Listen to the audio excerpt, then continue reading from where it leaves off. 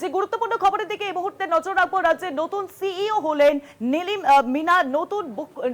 মিনা, নতুন মুখ্য নির্বাচনী আধিকারিক হলেন নীলম মিনা। মনোজ আগরওয়ালের জায়গায় এলেন এবার নীলম মিনা। 1998 ব্যাচের পশ্চিমবঙ্গ ক্যাডারের অফিসার ছিলেন তিনি। নতুন মুখ্য নির্বাচনী আধিকারিক হলেন নীলম মিনা।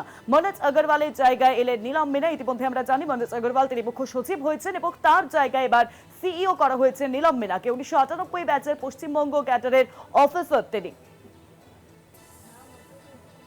রাজ্যের নতুন সিইও হলেন নীলম মিনা।